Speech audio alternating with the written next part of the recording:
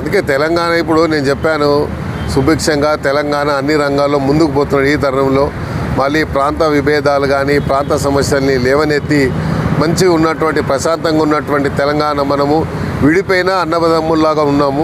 విడిపోయిన ఆ ప్రేమ ఆదర అభిమానాన్ని కోల్పోలేదు. ఆ ప్రేమ ఆదర అభిమానాన్ని మనం కొనసాగించాలి. మనకు మళ్ళా ప్రాంతాలు విభేదించేటువంటి ప్రయత్నాలు జరుగుతాయి. కొంతమంది స్వార్థంతో ప్రయత్నం చేస్తూ ఉంటారు.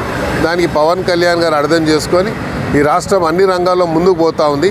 ఆంధ్రప్రదేశ్ కూడా అలాగే మరి చంద్రబాబు నాయుడు గారు నాయకత్వంలో ఆంధ్రప్రదేశ్ కూడా ఈరోజు అభివృద్ధి పథంలో నడుస్తున్నటువంటి ఈ తరుణంలో మీ ఫోకస్ అక్కడి నుంచి ఇక్కడ డైవర్ట్ చేస్తే అక్కడ అభివృద్ధి కుంటుపడేటువంటి ప్రమాదం ఉంటుందనే విషయాన్ని కూడా వాళ్ళు అర్థం చేసుకొని మన విడిపోయినా మనం ఒక సోదర భావంతో అన్నదమ్ముల్లాగా ఉన్నాం కాబట్టి అది కొనసాగించేటువంటి ప్రయత్నంలో అందరూ కూడా మనము బాగా మన నిమగ్నం కావాలని నాయకత్వంలో తెలంగాణ ఉద్యమకారులని పరిష్కరించాలని మీరు చూశారు. అందులోనే ముఖ్యమంత్రి గారు ఆలోచించి మొన్న మహిళా కమిషన్ వేసినప్పుడు మరి శ్రీకాంత్ చారి గారి అమ్మాయి మా మదర్ని కూడా కమిటీ సభ్యులుగా వేయడం జరిగింది.